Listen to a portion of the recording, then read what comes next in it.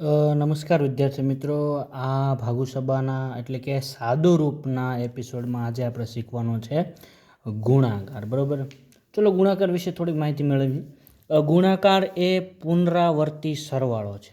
મતલબ એવો થાય કે ગુણાકાર એક સરવાળાની જ ક્રિયા છે. પુનરાવર્તી એટલે વારે વારે એકની એક સંખ્યાનો સરવાળો કરવો. બરાબર, તો અહીંયા છે કે દાખલા તરીકે 5 ગુણ્યા 3 એટલે તો 5નો 3 વખત સરવાળો કરવાનો છે. 5 વત્તા 5 વત્તા 5 તો 5 ને 5 10, 10 ને 5 15 થાય. બરાબર, અને ડાયરેક્ટ જો આપણે ઘડીઓ બોલી અને જો આનો ગુણાકાર કરીએ તો બધાને આવડે, સામાન્ય ગુણાકાર છે 5 તેરી 15. બરાબર, પણ આ તો પુનરાવર્તી સરવાળો શબ્દ સમજાવવા માટે અહીંયા એક ઉદાહરણ લીધેલું છે. બરાબર, પછી આગળ લઈએ, બીજું ઉદાહરણ છે 925 ગુણ્યા 4. બરાબર, તો અહીં આનો અર્થ એવો થશે કે 925નો 4 વખત સરવાળો કરવાનો.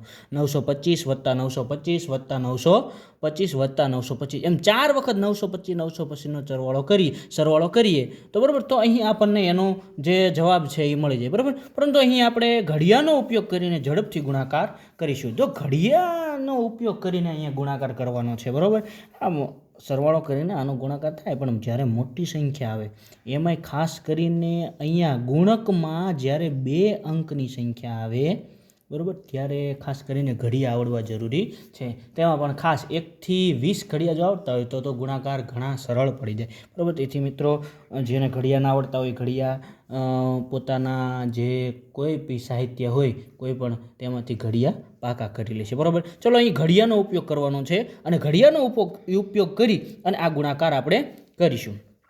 હવે આ ગુણાકાર અહીંયા આવી રીતે લખેલો છે, 925 જે છે તે લખેલા છે ગુણ્યા 4 કરેલા છે. બરાબર, તો આમાં જે 925 છે તેને ગુણ્ય કહેવાય, એને ગુણ્ય કહેવાય. પરીક્ષામાં પ્રશ્ન પૂછાણો હોય કે કોઈ ભાઈ પ્રશ્ન પૂછે કે આ દાખલામાં ગુણ્ય કેટલા છે, તો જે ઉપર જેને ગુણવાનું છે તેને ગુણ્ય કહેવાય, જેના વડે ગુણવાનું છે એને ગુણક કહેવાય છે. 4 વડે ગુણવાનું છે એટલે આને કહેવાશે ગુણક. બરાબર, 4ને ગુણક કહેવાશે. બરાબર, અને જે જવાબ મળશે તેને ગુણનફળ કહેવાય. જે જવાબ તમને મળશે તેને કહેવાશે ગુણનફળ. બરાબર, અહીંયા જેને ગુણવાનું છે એવો પ્રશ્ન છે. જેને ગુણવાનું છે તેને ગુણ્ય કહેવાય, જેના વડે, બરાબર, જેના વડે જે ગુણવાનું છે તેને કહેવાશે ગુણક. બરાબર, અને જે જવાબ મળશે તેને ગુણનફળ. આટલું થોડું યાદ રાખી લઈશું. બરાબર, ચલો આનો ગુણાકાર કઈ રીતે થાય, તો 4નો ઘડિયો બોલવાનો હોય. આપણે સાદી ભાષામાં કહેવું તો 4નો ઘડિયો 5 સુધી, 4 એકા 4, 4 દુ 8, 4 તેરી 12, ચોકે ચોકે 16, 4 પંચા 20.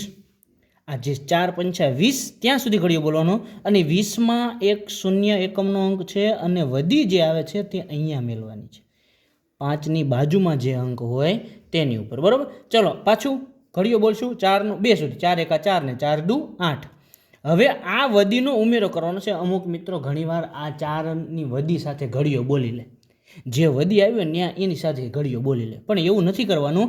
ઘડિયો માત્ર રકમ જે આપી છે તેની સાથે જ બોલવાનો છે, વધીને ઉમેરવાની. 4 દુ 8, 8 ને 2 10, 10ની પાછી આવશે 0 અને વધી પડી 1, જે બાજુમાં 2ની બાજુમાં છે એના માટે. બરાબર, 4નો ઘડિયો 9 સુધી, 4 9 36 અને 36 ને 1 થઈ જાય 37. આ જે વધી છે એ ઉમેરી દેવાનું, 36 ને 1 37. તો અહીંયા આપણો જવાબ બની ગયો છે 3700, જે આપણું ગુણનફળ છે. શું છે?